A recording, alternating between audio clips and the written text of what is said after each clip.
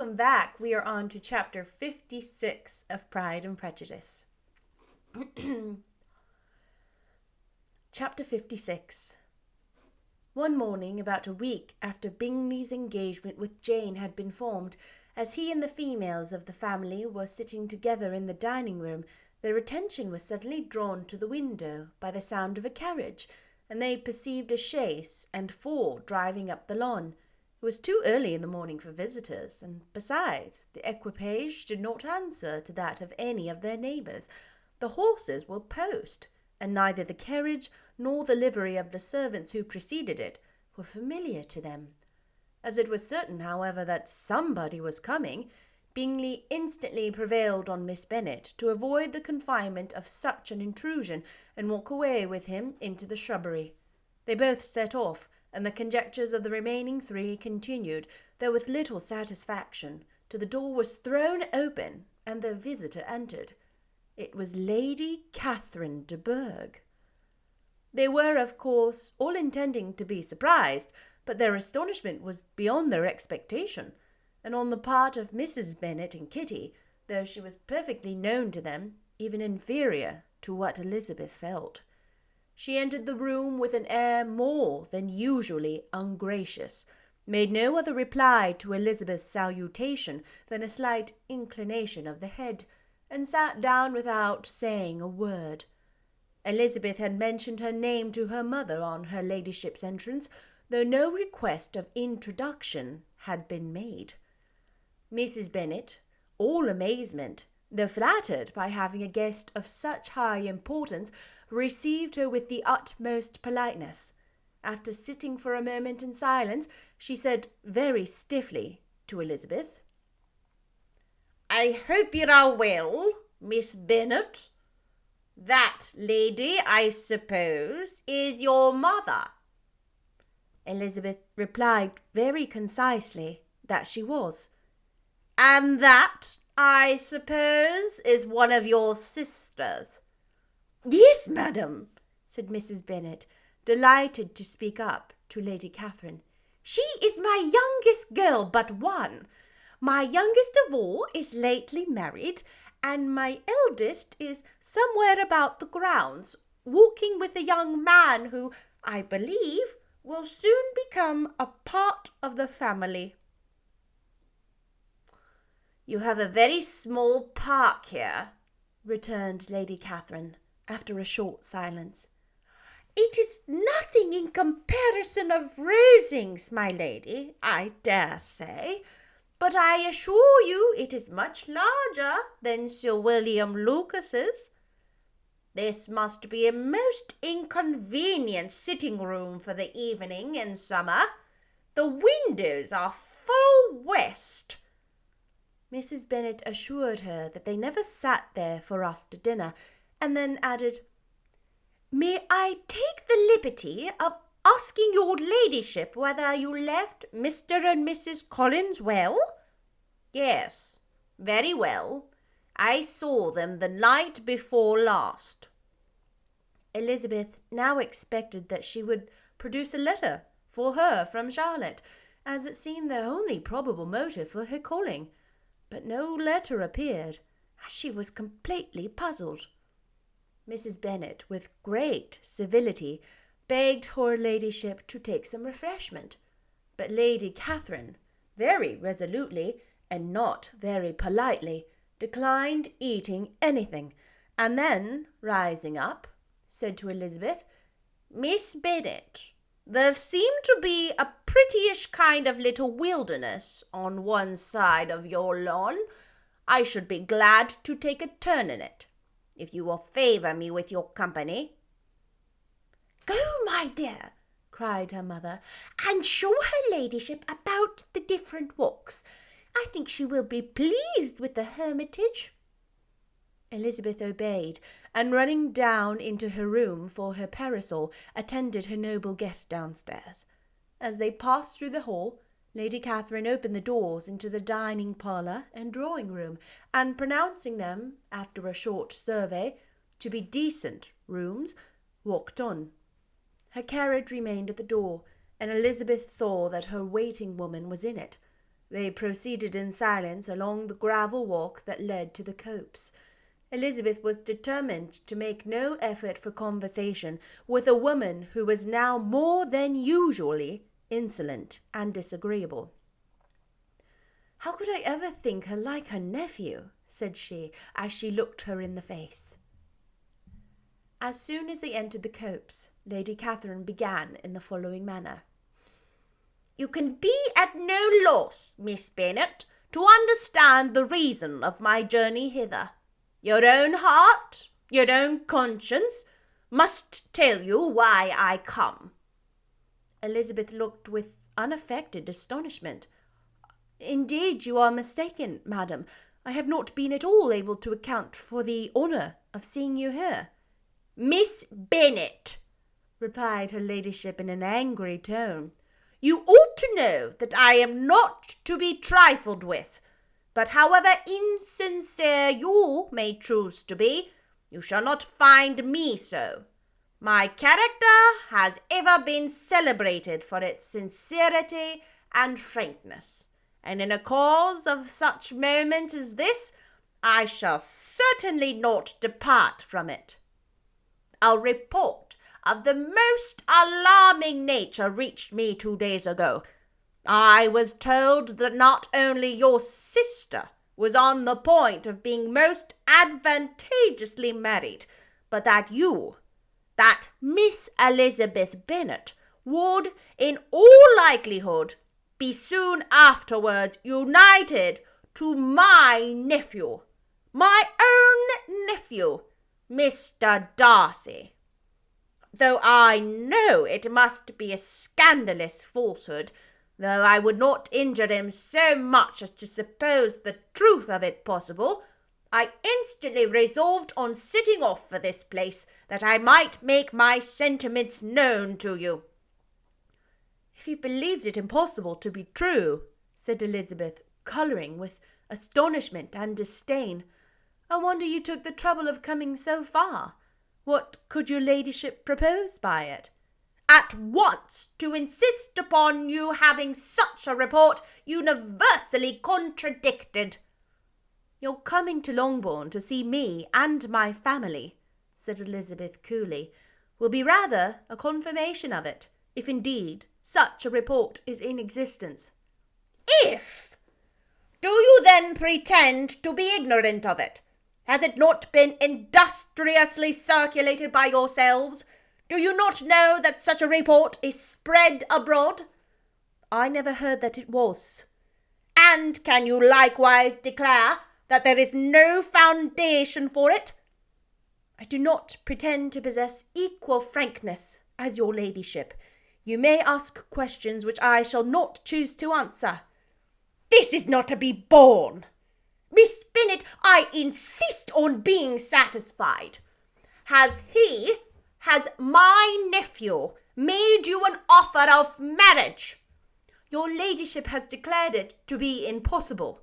"It ought to be so. It must be so, while he retains the use of his reason. But your arts and allurements may, in a moment of infatuation, have made him forget what he owes to himself and to all his family. You may have drawn him in." "If I have, I shall be the last person to confess it." "Miss Bennet, do you know who I am? I have not been accustomed to such language as this. I am almost the nearest relation he has in the world, and am entitled to know all his dearest concerns." "But you are not entitled to know mine, nor will such behaviour as this ever induce me to be explicit." "Let me be rightly understood. This match, to which you have the presumption to aspire, can never take place. No, never. Mr. Darcy is engaged to my daughter. Now what have you to say?" "Only this, that if he is so, you can have no reason to suppose that he will make an offer to me." Lady Catherine hesitated a moment and then replied, "The engagement between them is of a peculiar kind. From their infancy they have been intended for each other.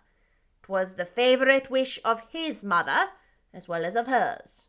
While in their cradles we planned the union, and now at the moment when the wishes of both sisters would be accomplished in their marriage, to be prevented by a young woman of inferior birth, of no importance in the world, and wholly unallied to the family.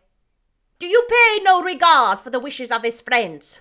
To this tacit engagement with Mr. Berg, are you lost to every feeling of propriety and decency? Have you not heard me say that from his earliest hours he was destined for his cousin? Yes, and I had heard it before. But what is that to me? If there is no other objection to my marrying your nephew, I shall certainly not be kept from it by knowing that his mother and aunt wished him to marry Mr. Berg. You both did as much as you could in planning their marriage. Its completion depended on others.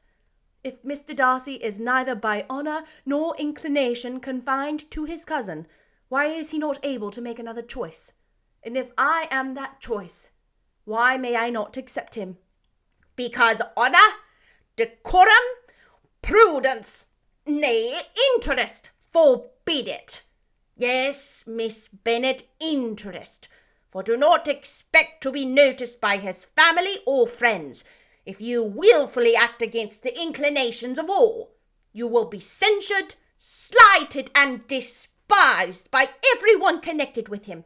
Your alliance will be a disgrace. Your name will never be mentioned by any of us. These are heavy misfortunes, replied Elizabeth, but the wife of Mr. Darcy must have such extraordinary sources of happiness necessarily attached to her situation that she could, upon the whole, have no cause to repine. Obstinate, headstrong girl! I am ashamed of you. Is this your gratitude for my attentions to you last spring? Is nothing due to me on that score? Let us sit down. You are to understand, Miss Bennet, that I came here with the determined resolution of carrying my purpose, nor will I be dissuaded from it. I have not been used to submit to any person's whims. I have not been in the habit of brooking disappointment. That will make your ladyship's situation at present more pitiable, but it will have no effect on me. I will not be interrupted. Hear me in silence. My daughter and my nephew are formed for each other. They are descended on the maternal side from the same noble line, and on the father's from respectable, honourable, and ancient, though untitled, families. Their fortune on both sides is splendid. They are destined for each other by the voice of every family member of their respective houses. And what is to divide them? The upstart pretensions of a young woman without family, connections, or fortune. Is this to be endured? But it must not, shall not be. If you were sensible of your own good, you would not wish to quit the sphere in which you have been brought up. In marrying your nephew, I should not consider myself as quitting that sphere. He is a gentleman. I am a gentleman's daughter. So far we are equal. True, you are a gentleman's daughter. But who is your mother? Who are your uncles and aunts? Do not imagine me ignorant of their condition.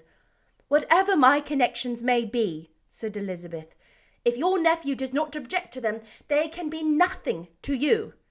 Tell me once and for all, are you engaged to him? Though Elizabeth would not, for the mere purpose of obliging Lady Catherine, have answered this question, she could not but say, after a moment's deliberation, I am not. Lady Catherine seemed pleased.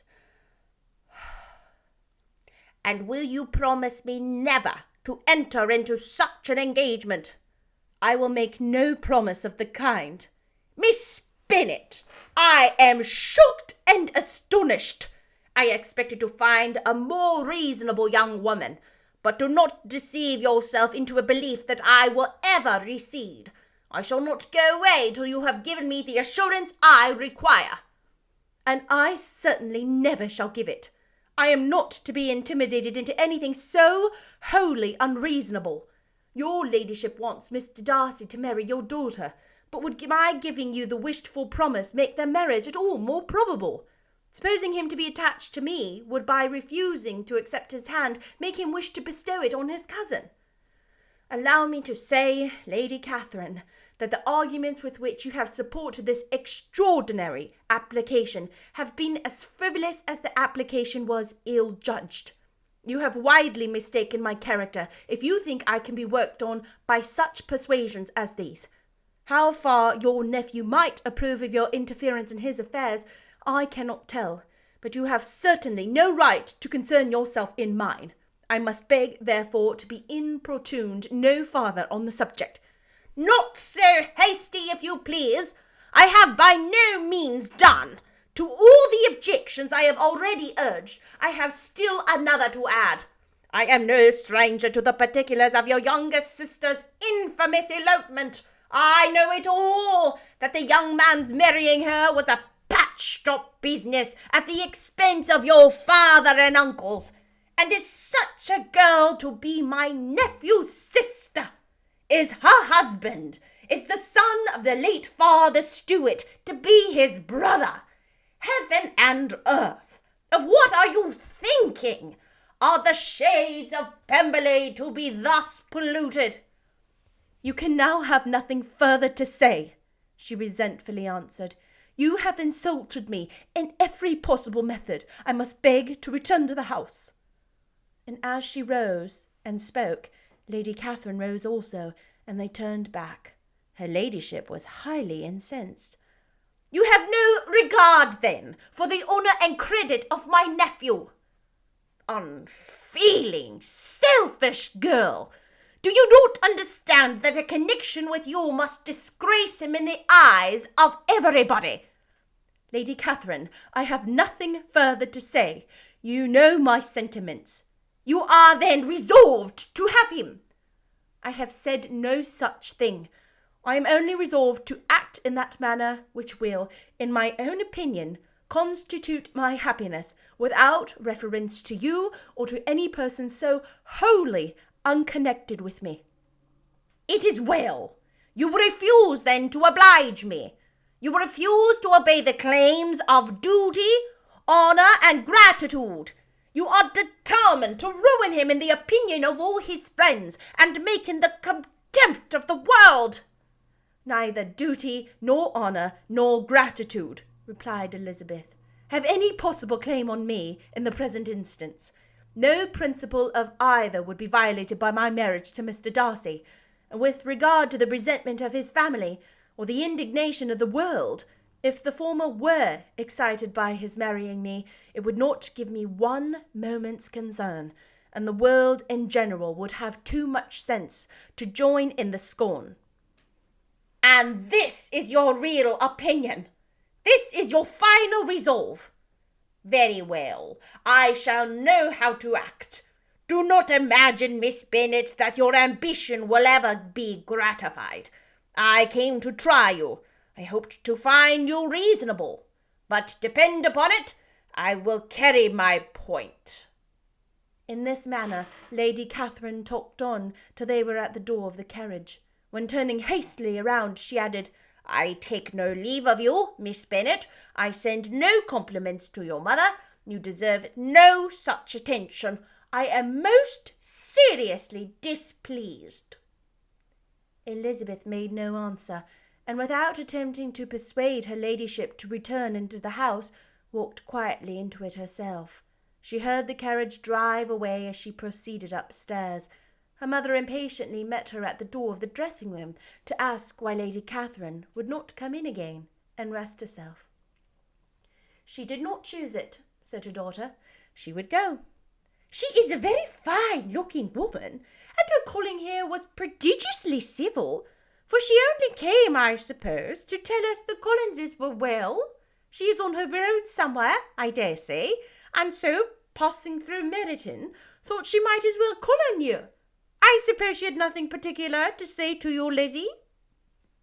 Elizabeth was forced into a little falsehood here, for to acknowledge the substance of their conversation. was impossible. That's the end of chapter 56. Oh, that was really fun to do and challenging, but really fun. Oh, Lady Catherine. Can I tell you one thing I love about Lady Catherine? Everybody else, because she's so spoiled, everybody else talks around stuff, right? They're all passive aggressive. They don't say what they want to actually say.